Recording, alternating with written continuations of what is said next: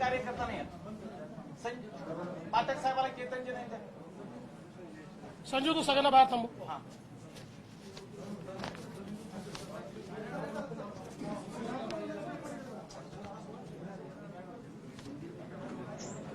शांत.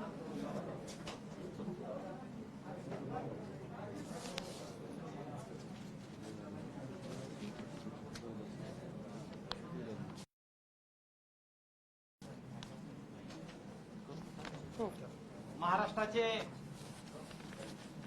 विधानसभेचे विरोधी पक्षनेते तथा माजी मुख्यमंत्री आमचे नेते आदरणीय देवेंद्रजी फडणवीस साहेब कालपासून महाराष्ट्रात अतिवृष्टीपासून झालेल्या नुकसानीच्या पाहणी करता दौरा त्यांचा चालू आहे.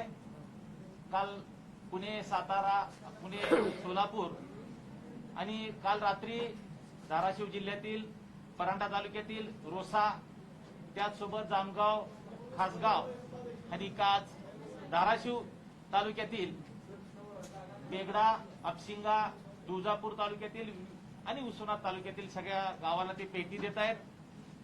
अतिवृष्टीनं नुकसान झालेल्याबद्दल आदरणीय देवेंद्र भाऊंना मी विनंती करतो की आपण आजच्या या पत्रकार परिषदेमध्ये संबोधित करावं.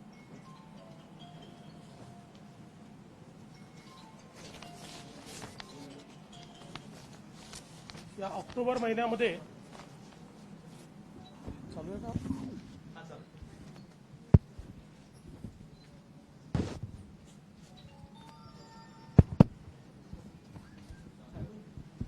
येतोय आवाज ना? हॅलो. नाही नाही ठीक.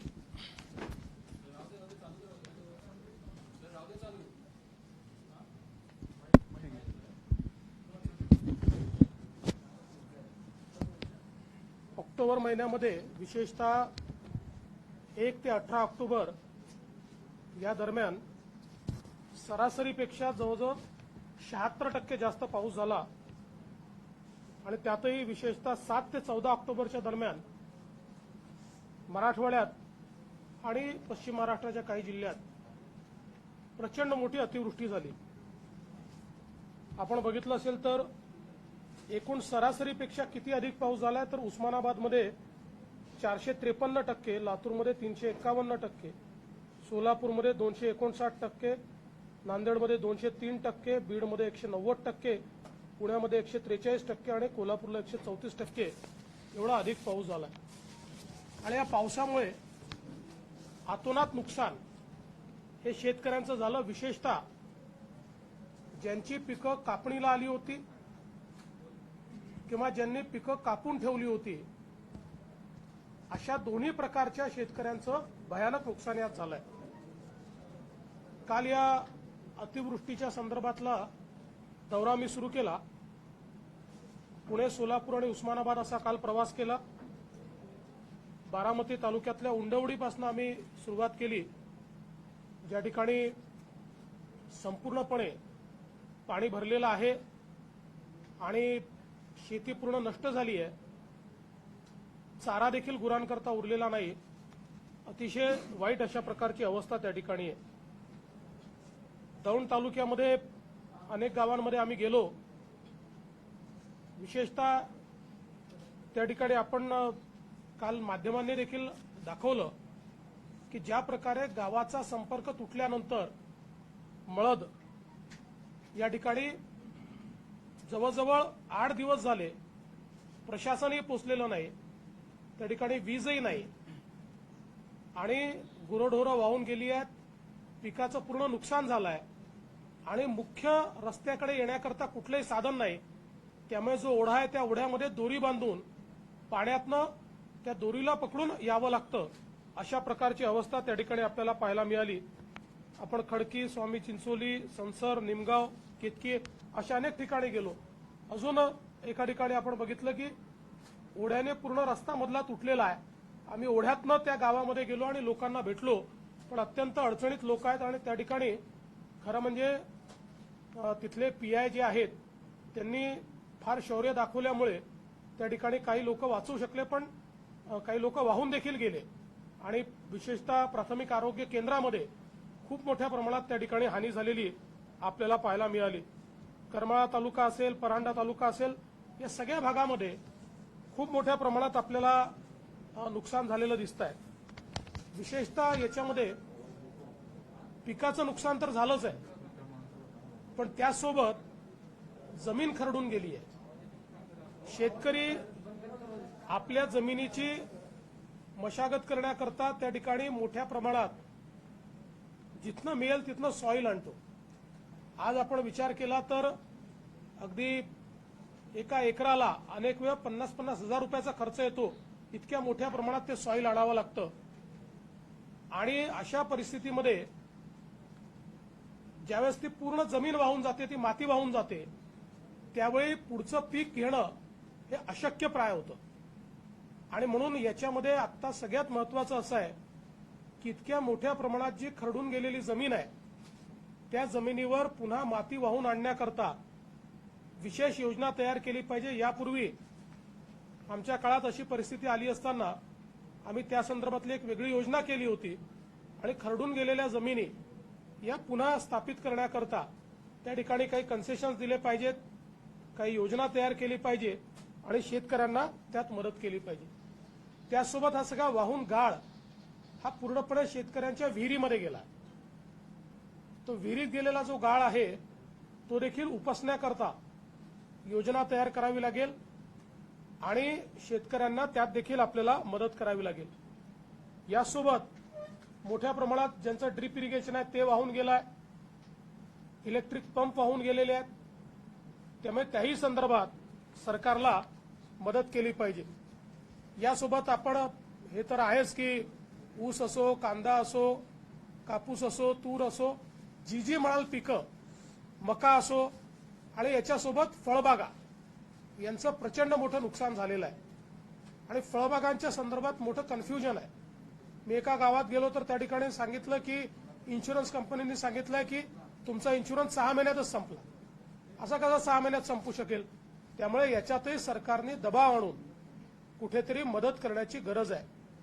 आणि मला असं वाटतं की या संदर्भात सरकारने तात्काळ जे काही पंचनामे आहेत ते संपवले पाहिजेत. आम्ही मागच्या काळात अशी भूमिका घेतली होती जिथे पंचनामे होऊ शकणार नाही तिथे साधा मोबाईलने फोटो काढला तर तो देखील आम्ही पंचनामा समजू. त्यामुळे तशीच भूमिका घेतली पाहिजे आणि त्या आधारावर तात्काळ मदत ही सरकारनं काही ना काही प्रमाणात केली पाहिजे. दीर्घकालीन काय मदत करायची आहे त्याला कदाचित अजून 8-15 दिवस लागले तरी चालतील, पण तात्काळ मदत केली पाहिजे. आणि तात्काळ मदत करताना काल मला माध्यमात बघायला मिळालं काही लोकांना 4,800 रुपयाचे चेक मिळाले आहेत, त्यांना 3,800 रुपयाचे चेक मिळाले आहेत. अशा प्रकारची मदत करून एक प्रकारे शेतकऱ्यांच्या जखमेवर मीठ चोळण्याचं काम होत आहे, ते करण्यात येऊ नये. दुसरं महत्वाचं आहे की घरांची पडझड झाली आहे, दुकानांमध्ये पाणी गेलेलं आहे, त्यामुळे त्याही करता अतिशय वेगानं एकतर तात्पुरते निवाऱ्यांची काही ठिकाणी विषय असतील आणि त्यासोबत त्या घरांकरता त्यांना अनुदान देण्याचा विषय असेल, हे सगळे विषय हे तात्काळ या ठिकाणी करण्यात आले पाहिजेत. आता काल माननीय मुख्यमंत्र्यांनी व्हिजिट केली, मला त्याच्यावर काही फार कमेंट करायची नाही, पण किमान मुख्यमंत्र्यांच्या व्हिजिटनंतर काहीतरी दिलासा मिळाला का तर कुठलाही दिलासा मिळालेला दिसत नाही. आणि आता खरं म्हणजे माननीय मुख्यमंत्र्यांना एक संधी आहे की वारंवार ते जे मागणी करत होते ते असतील, उपमुख्यमंत्री असतील, आता ती पूर्ण करण्याची एक संधी त्यांना आहे. आणि म्हणून मी आपल्यासमोर ते मागच्या वेळेस काय बोलले होते हे जाणीवपूर्वक माध्यमातून दाखवण्याचा प्रयत्न करतोय, म्हणजे त्यातनं आपल्या माध्यमातून त्यांना देखील आठवण त्याची येईल.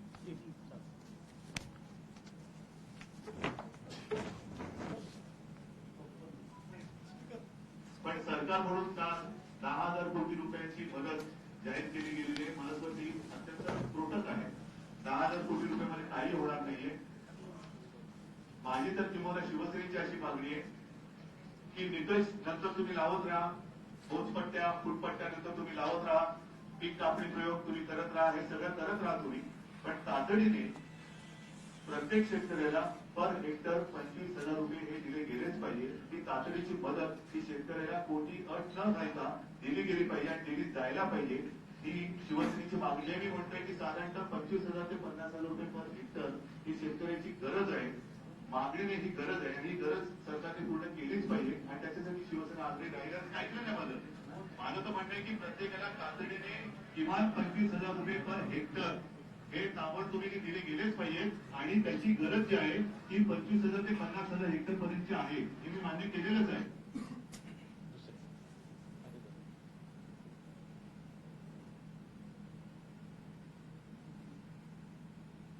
हजार कोटींची तरतूद केल्याचं मुख्यमंत्री म्हणाले असले तरी सरकारनं शेतकऱ्यांसाठी जाहीर केलेली नुकसान भरपाई ही पुरेशी नसल्याचा आरोप विरोधकांनी केला आहे. 10,000 कोटी नव्हे तर किमान 25,000 कोटींची भरपाई जाहीर करावी अशी मागणी विरोधकांनी केलेली आहे.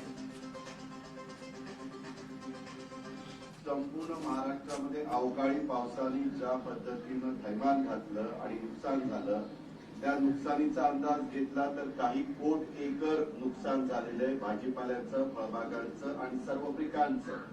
असं असताना 10,000 कोटींची मदत ही अतिशय तुटपुंजी मदत आहे.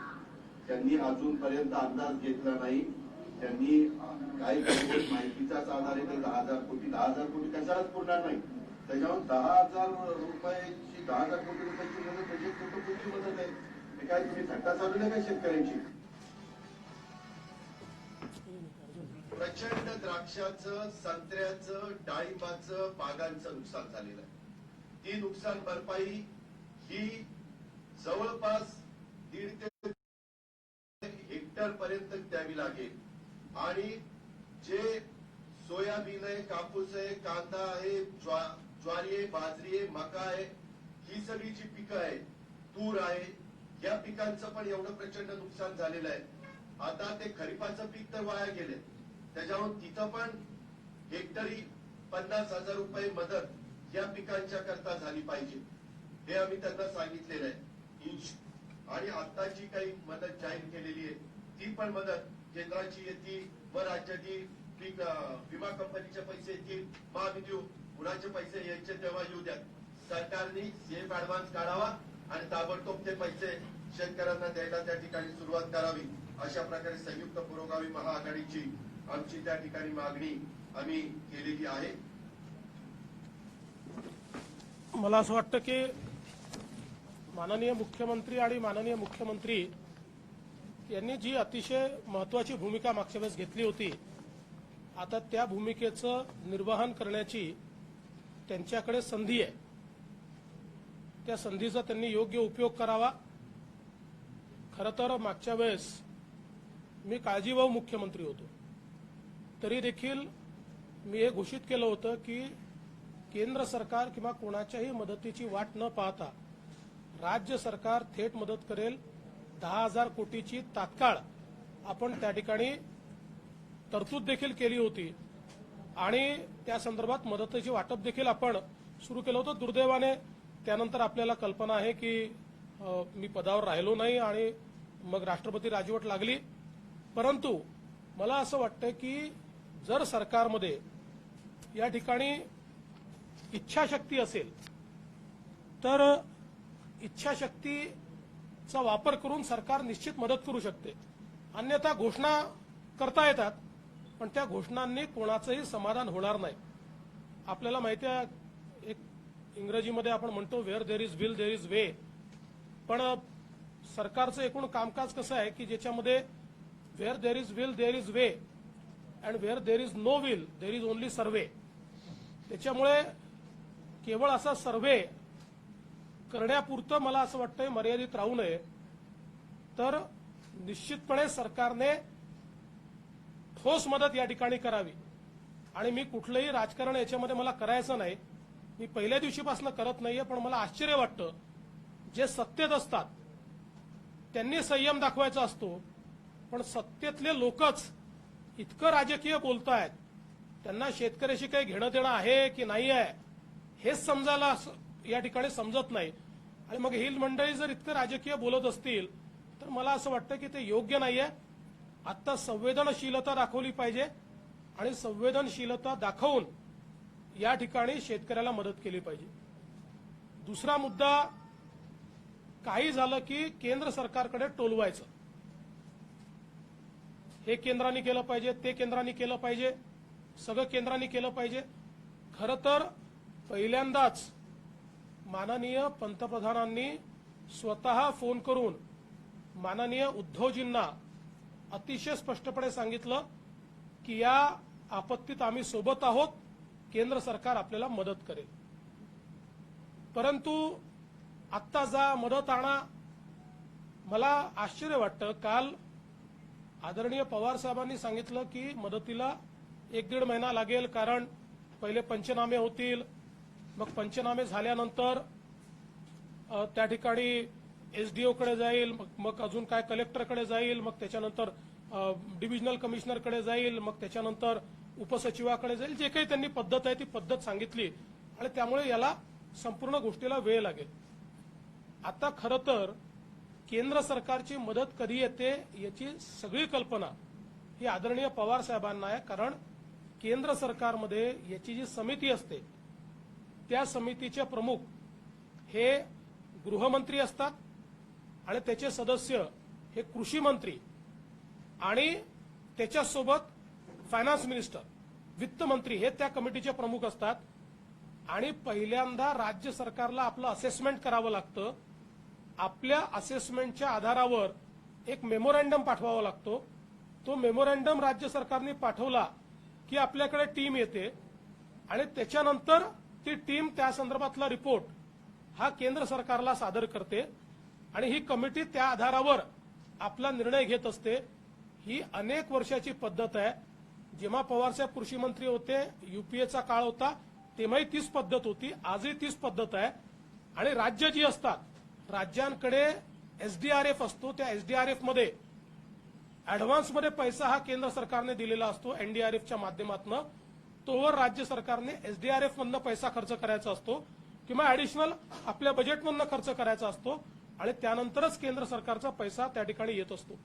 हे सगळं माहिती असताना केवळ राजकारण करायचं आणि सगळ्या गोष्टी केंद्र सरकारकडे, मी जाणीवपूर्वक सांगतो, केंद्र सरकार निश्चित मदत करेल आणि यापूर्वीच्या युपीएच्या सरकारने जी काही मदत केली त्यापेक्षा जास्त मदत केंद्र सरकार निश्चितपणे करेल.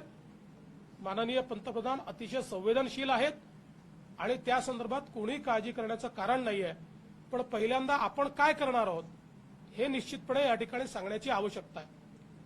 दुसरं, काल एक चांगला सल्ला माननीय पवार साहेबांनी दिलाय की या ठिकाणी आवश्यकता असेल तर कर्ज काढलं पाहिजे.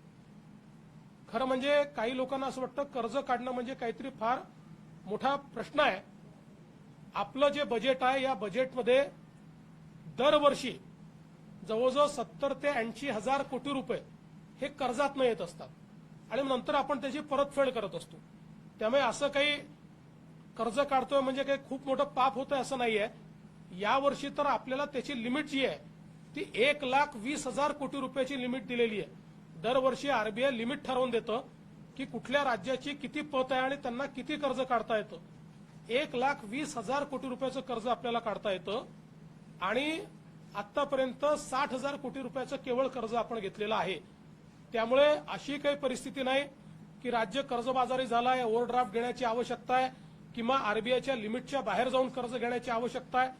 त्यामुळे कर्ज देखील काढता येईल आणि त्या ठिकाणी अशी परिस्थिती आली की आपण नेहमीच घेतो, त्याच्यामुळे ते आपण कर्ज घेऊन देखील या ठिकाणी जर काही अडचणी असतील तर त्या अडचणी दूर करता येतील. दुसरं, सातत्याने जीएसटीच्या संदर्भात सांगितलं जातं. खरं म्हणजे जीएसटीच्या संदर्भात यापूर्वी देखील मार्चपर्यंतचं सगळं अनुदान हे केंद्र सरकारने दिलं, जवळजवळ 20,000 कोटी रुपये दिले. खरं तर जीएसटीमध्ये जसा राज्याला जीएसटी येत नाही तसा केंद्रालाही येत नाहीये, कारण राज्यातच तो जमा होतो आणि राज्यात जमा होऊन त्यातला एक हिस्सा केंद्राला जातो, एक हिस्सा राज्याला मिळतो. तो जमा झाला नाही तर तो केंद्राला मिळाला नाही. पण केंद्राने ही भूमिका घेतली नाही की आम्हाला मिळाला नाही तर आम्ही कुठून द्यायचा. तर केंद्र सरकारने यापूर्वीही कन्सॉलिडेटेड फंडमधनं पैसा देऊन जीएसटीचा परतावा दिला आणि आताही राज्यांनी सांगितलं की केंद्राने कर्ज घ्यावं. केंद्र सरकारने त्यालाही मान्यता दिली. 1,00,000 कोटी रुपयाचं कर्ज केंद्र सरकार घेत आहे आणि राज्यांना त्यांचा जीएसटीचा जो शॉर्टफॉल आहे, त्यांच्याकडे जो जीएसटी जमा झाला नाही, तो जमा न झालेला जीएसटी, त्याची जी काही वाढीव 14% दरवर्षीची ग्रोथ आहे, याच्या सकट केंद्र सरकार आपण स्वतः कर्ज करून तो पैसा देत आहे. त्यामुळे तो पैसा येणारच आहे राज्याला. त्यामुळे आता मग राज्य सरकारने आत्ताच्या वेळी शेतकऱ्यांच्या पाठीशी उभं राहण्याकरता जर पदरचा पैसा खर्च केला तरी तो पैसा या ठिकाणी परत येतोय. आणि म्हणून मला असं वाटतं की उगीच बहाणे सांगू नये. आणि मला आश्चर्य वाटतं, या 3 पक्षांमध्ये खूप मतभेद आहेत, पण एका बाबतीत सगळे मात्र एका सुरात बोलतात, केंद्राने करावं, केंद्राने करावं. हात झटकण्यात तिन्ही पक्ष एकदम तरबेज आहेत. केंद्र सरकार निश्चित मदत करेल, पण पहिल्यांदा राज्यांनी काय करायचं हे ठरवलं पाहिजे आणि राज्य सरकार काय करणार हे सांगितलं पाहिजे. शेतकरी आज खूप अडचणीत आहे. अडचणीत असलेल्या या शेतकऱ्याला आज या ठिकाणी तात्काळ मदतीची आवश्यकता आहे. आणि म्हणून आमची विनंती आहे, मी पुन्हा एकदा सांगतो, तुम्ही राजकीय बोलाल तरच मी राजकीय बोलेन. मी काल दिवसभर बोललो नाही, पण तुम्ही राजकीय बोलाल तर राजकीय उत्तर त्याला देईल. मला राजकारणात रस नाही आणि शेतकऱ्यांनाही राजकारणात रस नाही. आणि माझी हात जोडून विनंती आहे, सत्तारूढ पक्षाला तुमची जबाबदारी मोठी आहे, मुख्यमंत्र्यांची जबाबदारी मोठी आहे. संवेदनशीलता दाखवून मला असं वाटतं की या संदर्भात राजकीय भाष्य करण्याच्या ऐवजी शेतकऱ्याला काय दिलासा देता येईल अशा प्रकारचं वक्तव्याची अपेक्षा आम्ही माननीय मुख्यमंत्र्यांकडून करतोय. केंद्र सरकार राज्य सरकारचा वाटा देते आणि तो कर्ज काढतो, पण मूळतः महाराष्ट्राचे काही पैसे खरंच केंद्र सरकारकडे राहिलेले आहेत का आणि त्याबद्दल केंद्राची भूमिका? जे काही असं आहे की दर 3 महिन्यांनी आपल्याला जीएसटीचा जे आपण ठरवलंय की इतका जीएसटी येईल, त्यात जी काही कमतरता येते ती केंद्र सरकार आपल्याला भरून देतं. कारण 5 वर्षाकरता केंद्राने आपल्याला सांगितलंय की तुमचं कलेक्शन जर कमी झालं तर ते कलेक्शन आम्ही आमच्याकडनं देऊ. या संदर्भात मागच्या वर्षी आपलं जे कलेक्शन कमी झालं ते 20,000 कोटी कमी झालं, ते मार्च पर्यंतचं पूर्ण दिलं. आता मार्च नंतरचं जे आहे ते देखील केंद्र सरकारने द्यायची तयारी दाखवली आहे. त्यामुळे केंद्र सरकार ते त्याच्यानंतरचे 2 दिले आहेत आणि केंद्र सरकार ते देते. पण त्याचवेळी अजून एक गोष्ट जाणीवपूर्वक हे सरकार सांगत नाही की आपल्याला केंद्रीय करातनं जो हिस्सा मिळतो त्याचे हिस्से ठरले असतात, ते दर 2 महिन्यांनी किती मिळतील.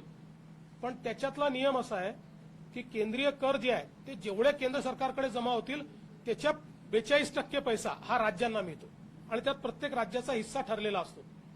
आता केंद्र सरकारने तर हे म्हटलं पाहिजे की आमच्या इकडे कर जमा झाले नाही आहेत, त्यामुळे आम्ही पैसा द्यायचा कुठनं. पण केंद्राने भूमिका घेतली, कर जमा झाला नसला तरीही जेवढा कर आम्ही अपेक्षित केला होता आधी बजेट मांडताना तेवढाच कर समजून प्रत्येक राज्याचा हिस्सा आम्ही देऊ आणि त्याप्रमाणे केंद्र सरकार राज्यांना हिस्सा देते आहे. खरं म्हणजे मला कधी कधी आश्चर्य वाटतं की कोरोनाच्या संकटामुळे आर्थिक संकट जसं राज्यावर आहे तसं केंद्रावरही आहे. हे खरं आहे की केंद्राकडे शक्ती अधिक असते, त्यामुळे त्याचा उपयोग करून केंद्र मदत करते. पण जी ओरड महाराष्ट्रात सातत्याने कांगाव्यासारखी पाहायला मिळते ती इतर राज्यात मिळत नाही. कारण काय आहे की आपल्याला जर नुसती टोलवाटोलवी करायची असेल तर मग अशा प्रकारे आरडाओरड त्या ठिकाणी होते. अडचणी निश्चित आहेत, पण त्यातनं केंद्र सरकार मदत करते आहे, बाहेर काढते. आणि महाराष्ट्र एक सक्षम आणि समृद्ध राज्य आहे. महाराष्ट्राला 22,000 कोटी रुपये हे उभं करणं कठीण नाही आहे. त्यामुळे शेतकऱ्यांना मदत देण्याकरता उगीच कारणं सांगणं हे योग्य नाही आहे. आता तुम्ही ज्या चीफ झाल्या खरं तर मुख्यमंत्री उपमुख्यमंत्री यामध्ये आहेत, पण 2 दिवसापूर्वी शरद पवार यांचा देखील दौरा पार पडला. ज्यावेळी सत्तेत नव्हते त्यावेळी त्यांचीच अशीच काहीशी भूमिका होती. कोल्हापूर सांगलीचं उदाहरण असेल किंवा याआधी झाले त्यांनी देखील अशीच तात्काळ मदत 25,000 ते 50,000 हेक्टरी असेल किंवा फळबागाचं नुकसान असेल आणि खास करून पवार स्वतः यातले जाणकार नेते आहेत, जमिनीचं नुकसान त्यांना माहिती आहे. हे सगळं त्यांनी जमिनी भरून काढण्यासाठी देखील एक वेगळी रक्कम त्यावेळी मागितली होती. आता पवार तसं काही बोलताना दिसत नाही. तुम्ही कसं बघताय? वेगळी भूमिका आत्ताची परिस्थिती अशी आहे की या सरकारचा नाकर्तेपणा झाकण्याकरता पवार साहेबांवर जबाबदारी आहे.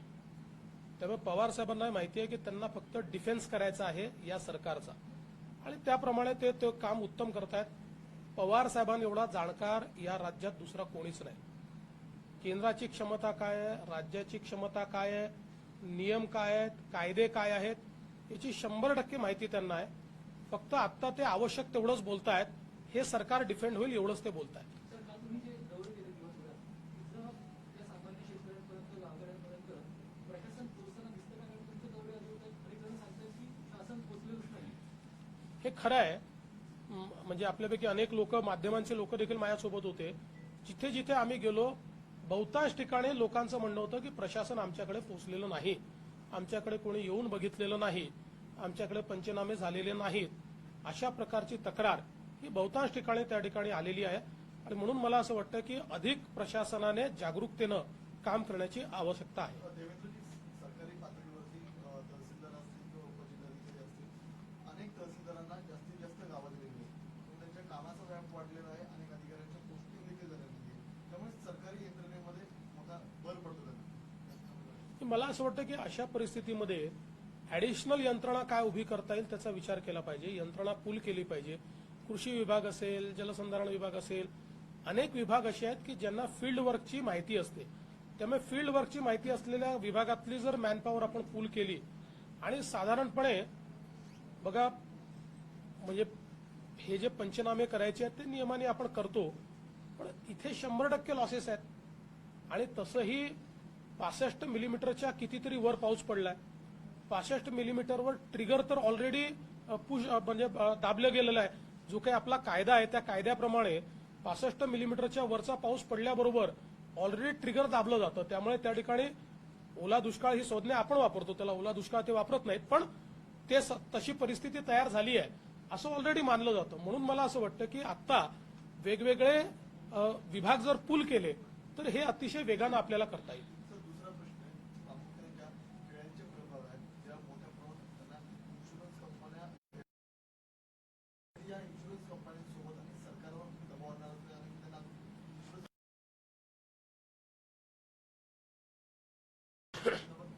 शाश्वती दिली जाते. हे निश्चितपणे हे अगदी खरं आहे की इन्शुरन्स कंपन्यांवर दबाव तयार करावाच लागतो.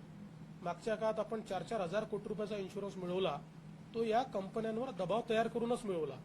पण आता केळीच्या संदर्भात ठीक आहे, जुन्या याच्यात तर आहे, पण आता जी काही नव्याने इन्शुरन्सचा जो विषय मुख्यमंत्र्यांना पत्र लिहिलेलं आहे, आमच्या काळामध्ये हरिभाऊ जावळे स्वर्गीय यांची एक समिती आम्ही तयार केली होती आणि केळीच्या इन्शुरन्सचे काही निकष तयार केले होते.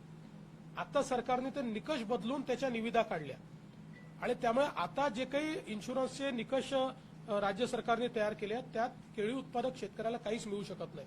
आणि म्हणून आम्ही केंद्र सरकारशी बोललो त्यावेळेस त्यांनी सांगितलं की राज्याला हे निकष बदलावे लागतील, राज्याला त्याचा पुन्हा टेंडर काढावं लागेल.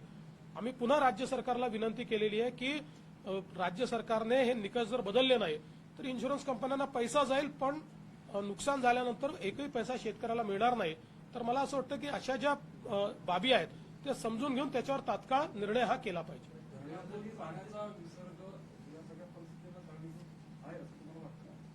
नाही बघा, अनेक गोष्टी असू शकतात. शेवटी कसं आहे की इतकी प्रचंड अतिवृष्टी झाल्यानंतर धरणातला विसर्ग वाढवावाच लागतो, कारण शेवटी धरणाची एक लिमिट असते. त्यामुळे त्यावेळी तिथे काय आवश्यक मला असं वाटतं की निर्णय करायचे आहेत ते निर्णय करावे लागतात. त्यामुळे विसर्गामुळे झालं असेल. काही ठिकाणी असं लक्षात आलं की मला लोक असं सांगत होते की चारीकडनं पाणी आलं, त्यामुळे पाणी कुठनं येत आहे, कारण थोडा डोंगराळ भाग आहे, त्यामुळे कुठनं पाणी येतं हे आम्हाला समजलं नाही आणि 1 तासभरात गाडीच्या वर पाणी, बसच्या वर पाणी गेलं. तर त्यामुळे खूप मोठ्या प्रमाणात अतिवृष्टी आहे. त्यामुळे मला असं वाटतं की आता याची कारणं काय आहेत त्या कारणांचा विचार तर आपण नंतर करू. आता मदतीचा विचार हा मोठ्या प्रमाणात केला पाहिजे.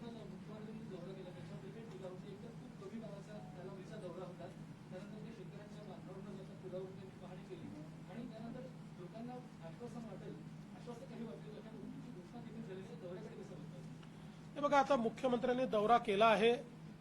खरं म्हणजे लोकांची अपेक्षा होती मुख्यमंत्र्यांनी चांगला सघन दौरा करावा. जो काही त्यांनी दौरा केला असेल, मी यापूर्वीही कधीही मुख्यमंत्र्यांच्या दौऱ्यांवर टीका केली नाही. ते घरून निघाले नाही यावरही मी कधी टीका केली नाही. काल ते निघाले, त्यांनी जो काही दौरा केला हे खरंच आहे की लोकांमध्ये त्याचा रोष आहे की ते पुलावरनच लोकांना, कारण पहिल्यांदा गावामध्ये ते जातील असं सांगण्यात आलं होतं, नंतर मग सगळे अधिकारी गेले आणि म्हणाले तुम्ही पुलावर चला, आणि मग लोकांमध्ये फार नाराजी आली. मग 5-10 लोकांना केवळ पुलावर नेता आलं. तर या सगळ्या गोष्टींमुळे थोडासा रोष लोकांमध्ये आहे, पण मला त्याच्यावर कुठली टीका करायची नाही. माझं मत आहे दौरा करा, करू नका, जे तुम्हाला करायचं आहे करा, मदत भरघोस करा, एवढीच विनंती.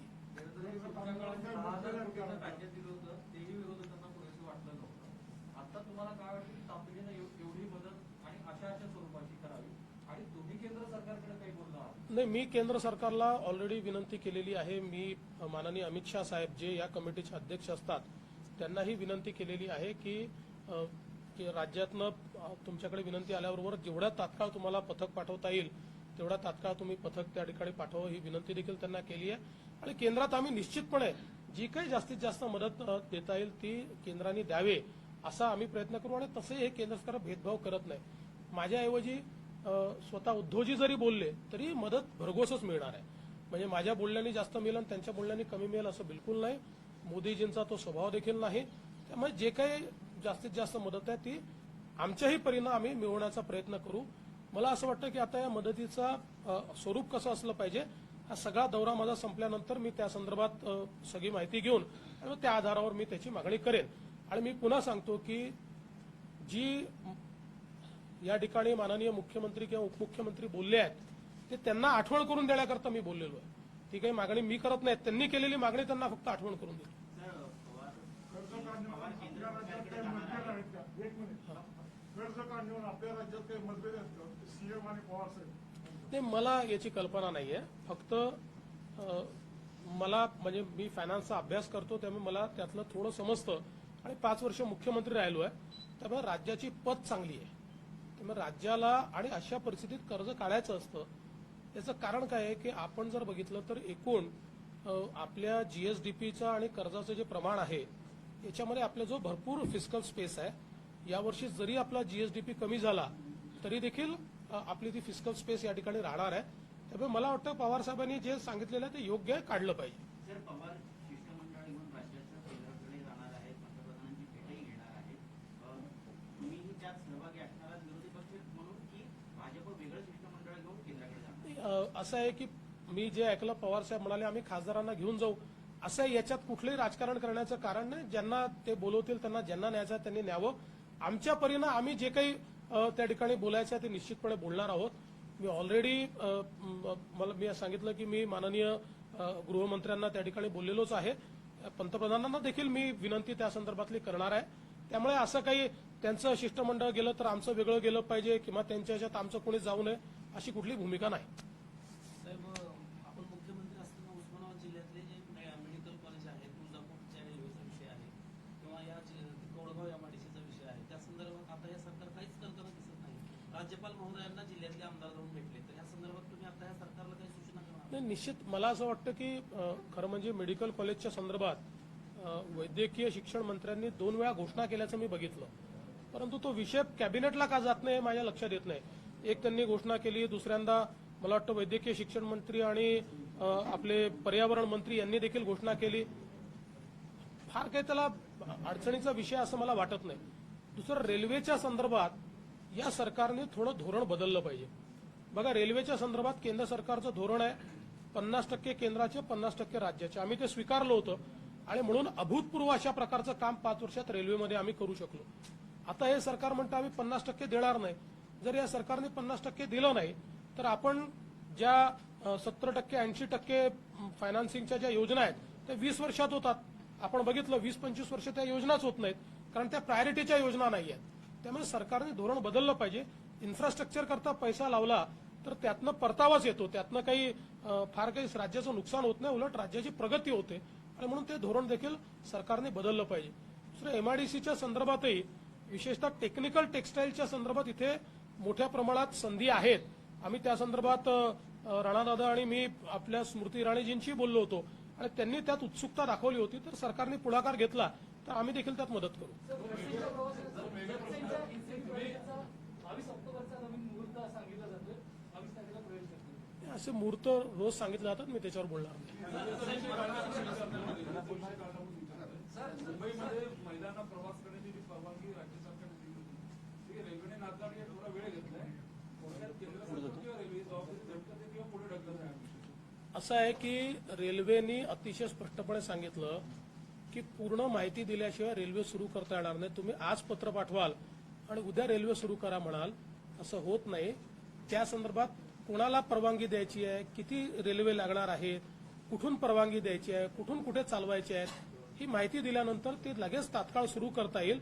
त्या संदर्भात रेल्वेने माहिती मागितली आहे. ती जर राज्य सरकारने दिली तर रेल्वे निश्चित चालवेल. तांत्रिक चुका असल्याचं अनिल मुंडे यांनी सांगितले. त्या तांत्रिक चुका नेमक्या काय आहेत आणि त्याच्यावर सरकारने चौकशी समिती नेमली आहे, वेज काउंटिंगनं नेमलेली आहे असं त्यांनी म्हटलं. सर त्याला लागूनच जर ती चौकशी लागली जे केंद्रानं 3 कृषी विधेयक केले त्यामध्ये असं आहे की हमी भाव जे आहे तो यापुढे सरकारला ठरवण्याचा अधिकार नाही, तो अॅमेझॉन कंपनीला बहाल केलेला आहे असं काल शरद पवारांनी स्टेटमेंट केलं.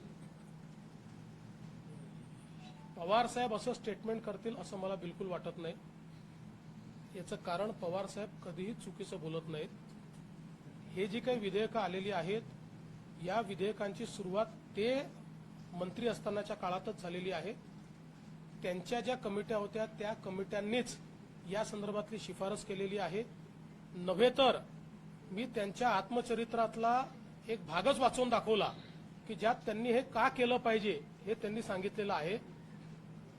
त्यामुळे जाणीवपूर्वक कोणीतरी अशा प्रकारे जर चुकीचं पसरवत असेल, हमी भावाचा सगळा अधिकार 100% केंद्र सरकारकडे आहे. केंद्र सरकारने तो राहील हेच सांगितलेलं आहे. या कुठल्याही विधेयकाने हमी भावावर कुठलाही परिणाम होत नाहीये आणि केंद्र सरकारने ते कृतीतनं दाखवलं आणि यावर्षी सगळ्या गोष्टींचा हमीभाव केंद्र सरकारने वाढवलाय. त्यामुळे हमीभावावर याचा कुठलाही परिणाम नाही. जलयुक्त शिवारच्या संदर्भात जी काही चौकशी राज्य सरकारला करायची असेल ती त्यांनी जरूर करावी. सगळ्यात महत्वाचं असं आहे की हे काही मंत्रालयात सह्या करून टेंडर दिलेली कामं नाही आहेत. 6 लाख कामं त्या ठिकाणी झालेली आहेत. या 6 लाख कामांमध्ये सगळी कामं ही विकेंद्रित पद्धतीनं झाली. जिल्हाधिकारी याचे प्रमुख होते. त्याच्या अंतर्गत जिल्हा परिषदेने कामं केली, कृषी विभागाने कामं केली, जलसंधारण विभागाने कामं केली, वन विभागाने कामं केली.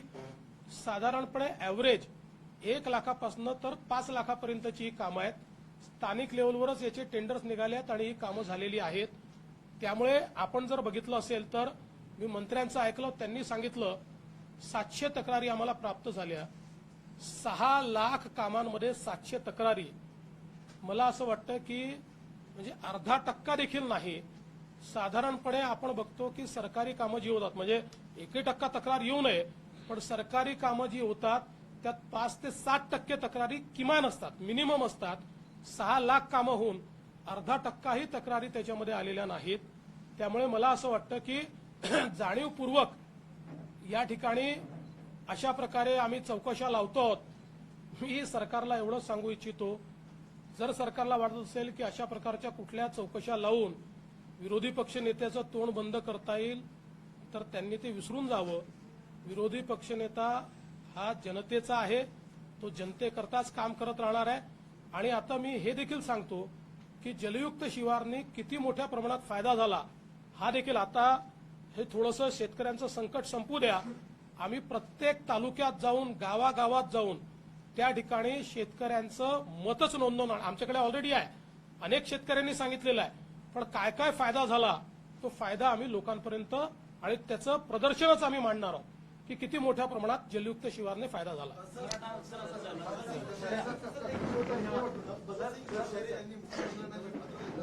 काय बोललो त्याच्यावर अनेक लोक आले आपण आता कालचं मत असं आहे की आमच्याकडे काही लोक संपर्कात आहेत, खास करून उस्मानाबाद एकही जात नाही. एकही धन्यवाद सगळ्यांचे, धन्यवाद.